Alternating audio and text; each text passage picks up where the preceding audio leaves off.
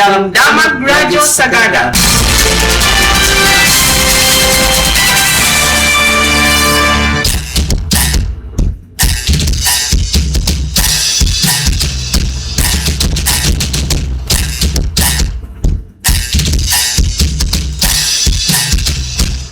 Naimbag man nga daw ka na oras, ang tangarod ibingay dagiti damdamaga para iti midday news. Siyak ni Simbaya para kadagiti damdamag Radyo Sagada. Para iti ulo dagiti damag iti lokal tradisyonal nga panag-abel, opisyal apasatan ti kurikulum ti Tadjan School of Arts and Trades. Tulong pinansyal dito'y montanyo sa agtultuloy kan mapatpatibker iti tenga ti pangta dagiti nakaro asaksakit. Panangitan dudo iti karbengan kan inklusibo nga edukasyon dagiti persons with disabilities na isa kad manen iti probinsya.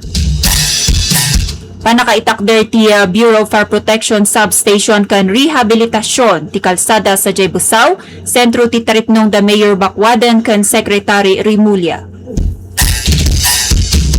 Iti damdamag iti Rehiyon Cordillera gulayan sa paaralan na pagsadagan. Ti feeding program kan practical learning iti Cordillera.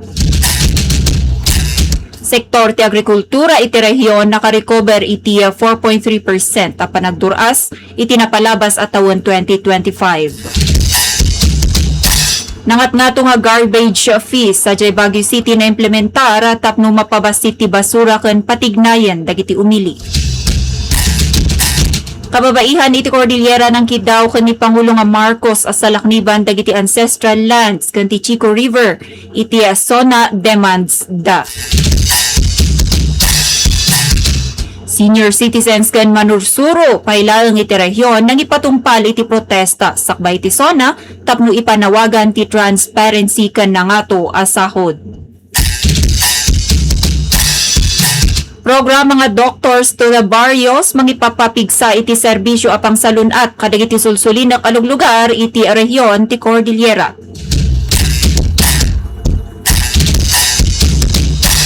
Iti national mas kayat dagiti transport group ti fuel discount kaysa iti taas pasahe iti tunga ti agtultuloy a panagnina ti lana. Kana ilaw Pilipinas nang dawat iti presidente BBM iti transparency kan nababa singir iti kuryente. Para iti detalye dagiti damdamag. Bitbitan dagiti kabataan dito yung Mountain Province ti Tawid iti uneg ti silid pagadalan. Kalpasan na personal abisitaan kan suportaran ni Schools Division Superintendent Dr. Binilda Daytaka ti Tadjan School of Arts and Trades iti napalabas alawas. Tinasawa pa nagbisita ket mangpanggep apatibkeren ti panakaipatungpal ti backstrap weaving specialization iti sidong ti Indigenous Peoples Education wenno IPED program ti Department of Education wenno DepEd. Sigon kani Dr. Daytaka, akan ti proyekto nga pagsilpuan ti panag-adal ken ti katutubo nga identidad wenno identidad dagiti estudyante bayat nga maipapaayanda iti na isang sangayana ken kasanayan para iti masakbayanda. Nagyaman met ti school principal ani Diary Tambiak kadagiti dati nga mangidadaulo iti eskwelaan. Anang ipakat tapno maaprubaran ti inisyatiba kalpasan ti naanad a survey iti komunidad. Benchmarking ken panangsanay kadagiti manursuro. Inyunay-unay niya Tambiak kinapatid ti panangpatalinad iti tradisyonal a panag-abel wenno abe tapnusan a malipatan ng ti baro nga henerasyon. Iti madama maipanpanakil a rinugyan ti umuna nga batch dagiti learners iti grade 12 ti specialization. Kaspas ti agtultuloy a panang ipapigsa iti kultura ken tawid ti komunidad.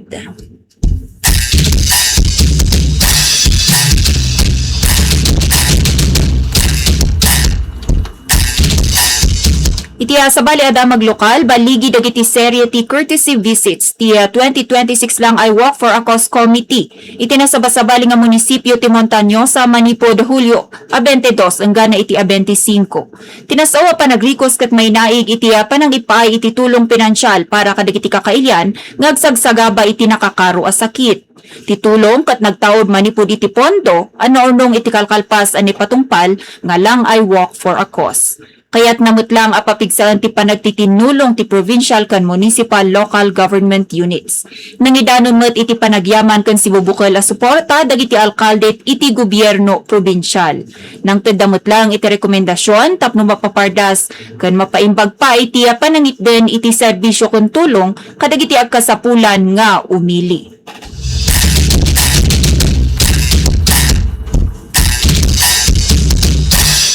Itiya sa bali nga damag iti lokal kalinya iti panakaobserbar ti National Disability Prevention and Rehabilitation.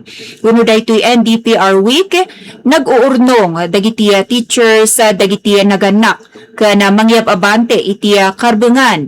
Iti maysa nga seminar nga insayang kat ti Mountain Province Special Education wenno MP SPED Center sa Jay Bontoc iti napalabas alawas. Iti sidong ti tema ang nakapokus iti panangted prioridad iti karbungan kan agpapada nga oportunidad para iti persons with disabilities wenno PWDs in paganetget ti Mountain Province SPED Center Principal ani Ching Kilakil kan Bontoc Mayor Franklin Udsi asaan lang dapat nga aglukpas iti papel dagiti linteg. Masapul ang makita daytoy kadagiti pasilidad kan serbisyo nga accessible iti amin. Nangibingay mat iti napapateg a kaamuan dagiti eksperto akas kada psychologist Eleanor Batnag ken Dean Cuanzo manipud iti Osam North may papan iti mental health ken usto a panarabay kadagiti ubing as sumapul iti special needs.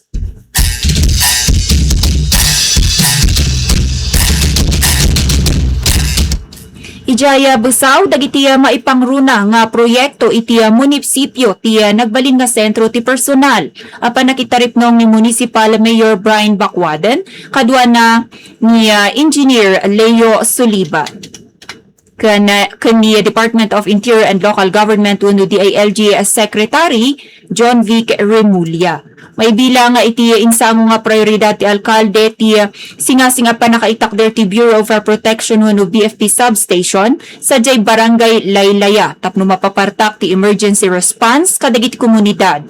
Adagos met nga inyendorso ken sinuportaran ti sekretaryo. Milaksi ditoy ket inkamang mutlang ni Mayor Bacwaden ti dagos nga rehabilitasyon ti Palasa Ladladugan Road para kadagiti residente iti barangay ti Sukib, Busaw East ken Busaw West.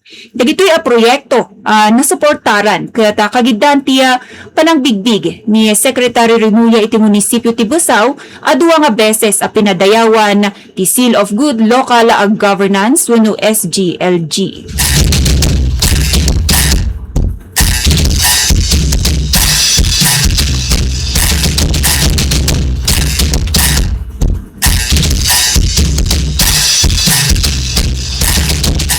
Para iti detalye dagiti damdamag iti rehiyon na Cordillera. Papaimbagan pa iti Department of Education wenno DepEd iti rehiyon ti kaamuan dagiti estudyante iti agrikultura ken aglawlaw babaan ti agtultuloy a panagparaira iti gulayan sa Paralan program wenno daytoy GPP. Sigun iti DepEd agserserbi daytoy a praktikal nga laboratorio para kadagiti estudyante ken nagbalin akang runahan a pagtaudan ti sa diwa nga nateng para iti school-based feeding program ti departamento tapno mabawasan ti gastos dagiti eskwelaan. Imbingay ni Dayan Joaquin, nutritionist dietitian ti DepEd Cordillera, adaytoy nga inisyatibo ket nakalinya iti direkta amang patibker iti programa apang nutrisyon iti entero a Pagilian bayat ang maisursurwan dagiti ubing mainaid iti panangipateg iti taraon ken aglawlaw.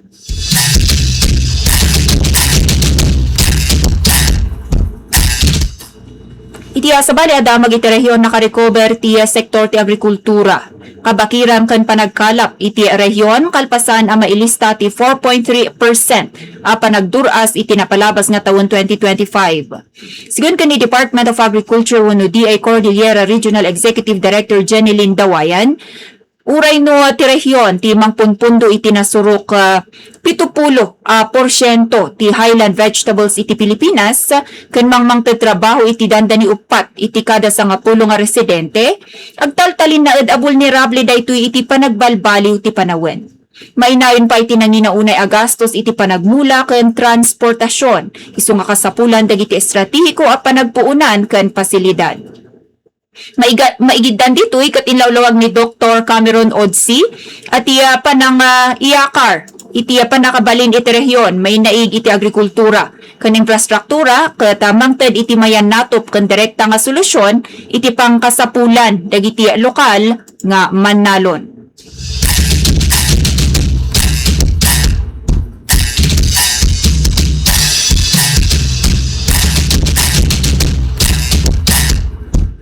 Iti sa balipay adamag ket inaprobaran ti Sanggunian Panglungsod ti Baguio ti ordinansa nga 69-2026 ang mangipatpataw iti panakaingato ti singir iti garbage fees. Tapno mapundoan ti 10-year solid waste management plan. Adangot lang daytoy tapno maanlukoy ti komunidad bawasan ti ibulbuleng da basura. Iti sidong ti baro nga ordinansa agbayad iti 75 piso kada bulan dagiti households. Idintumot nga 200 pesos hanggang na 1,200 pesos para kadagiti negosyo kan pasilidad depende iti klase kana kaadu ti basura apat at tauden dagitoy. Inyo na unay ni ABC President kan Councilor Rocky Alipi nga akam titignay adaytoy nga itandudo ti usto apan ang isina-sina kana panagkasay iti basura. Impakaammo met ni Mayor Benjamin Magalong makatultulong ti pinairot da nga kampanya may naig iti rugit kalpasan abin maba iti 170 hanggang na 190 nga tonelada kada aldaw ti dati nga 220 tons ti basura may ipan kadagiti national landfill. Iti sa bali adamag in mapela dagiti organisasyon na tinainsigudan nga umili. Uno na insigudan nga kababaihan iti Cordillera iti panag-idaulo ti Inabuyog Kalinga kaniya Pangulo nga Ferdinand Marcos Jr. ang mangilatang iti konkreto nga addang tapno sa lakniban dagiti bukod at daga ang nagtaudan kanti panangaywan iti aglawlaw. Kidaw daytoy iti may patungpal ang maikalima nga State of the Nation Address wenno sona na itangal daw ti Lunes. Sigun kani Rogin Bayaw ti General Secretary ti Nabuyog Kalinga, masapol ang matuldukan ti agtultuloy apangta iti pangkabyagan ken kultura manipod kadagiti giant projects akas iti large scale mining ken dagiti dam iti Chico River. Inpaganat gati grupo ang masapol nga isigurado ti estado ti pagtalgedan dagiti environmental defenders kontra iti reklamasyon, red tagging, ken harassment bayat ti panangilaban da iti karbengan dagiti bukod da a komunidad.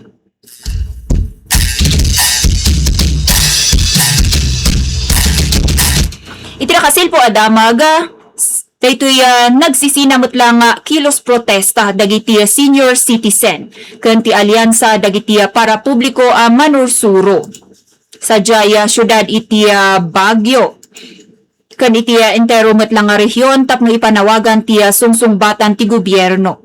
Panakaingato ti budget iti edukasyon ken nasimsimpa nga serbisyo sakbay ti maikalima nga sona na ang maangay nga roda itanga aldaw. Intuan na madamdama. Nagmarcha dagiti senior citizens iti syudad iti Baguio idi aldaw ti Sabado tapno kondenaran ti korupsyon kan ti agtultuloy nga political dynasties amang parparigat iti pondo para iti pensyon ken salunat.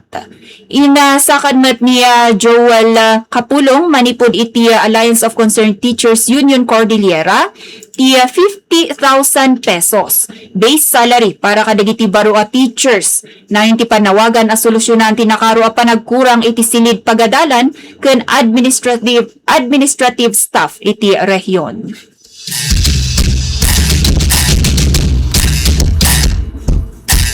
Iti may sapay nga damag iti rehiyon o Cordillera ket agtultuloy nagserserbikas lifeline iti naadayo nga komunidad ditoy rehiyon ti programa nga Doctors to the Barrios uno daytoy DTTB ti Department of Health uno DOH. Daytoy katapno adresan ti panagkurang ti mediko kadagiti probinsya.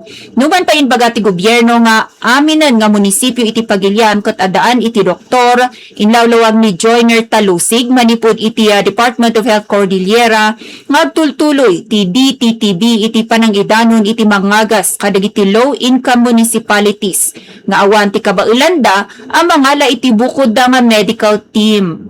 Hindi ngay met ni Dr. Nomerly Dines Kaligtan, ang nakadestino sa Jay Tinok Ifugao, ang malaksid iti doktor kat kasapulan mutlang dagiti emergency responders. Kana driver, tapno makailigtas iti biyag kadagiti sulsuli alug lugar. Kapu iti nasayat a panangarakop ti komunidad ket may sa ti Cordillera nga daan iti kangatuan nga absorption rate iti pagilian. No sa dino ket maalala ken makonkontrata dagiti doctors to the barrios.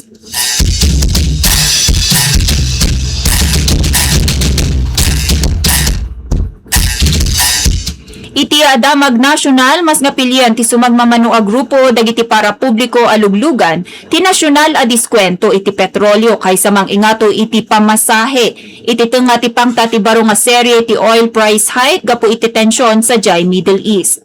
Iti naangay nga konsultasyon kadwa ti LTFRB wenno daytoy Land Transportation Franchising and Regulatory Board ken ti Department of Transportation.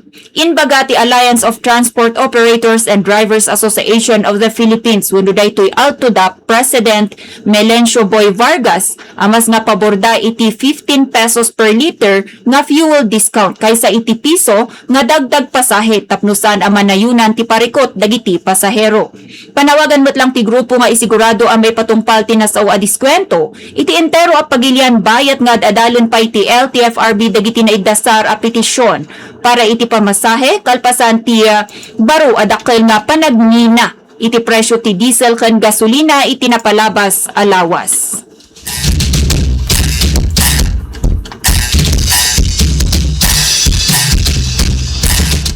Para iti maudi a detalye dagiti damdamag ket inmapilamet ti grupo nga Ilaw Pilipinas ken ni Pangulo nga Ferdinand Marcos Jr. babaen ti maysa nga open letter sakbay ti 2026 State of the Nation Address wenno SONA. Panawaga na daytoy para iti mas nga transparent, mapagtalkan ken nain kalintigan nga sektor iti enerhiya iti pagilian.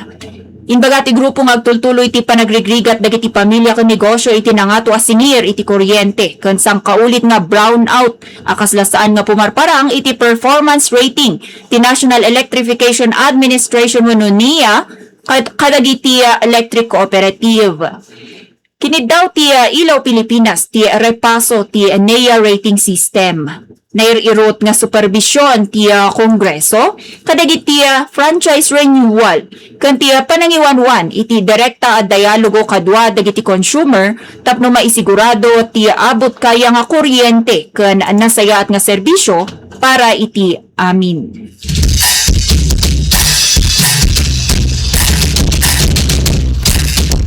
Dagita apo dagiti damdamag nga naibingay para iti midday news itang aldaw pailang iti Lunes, July 27, 2026. Siak ni Simbay para iti midday news. Good afternoon.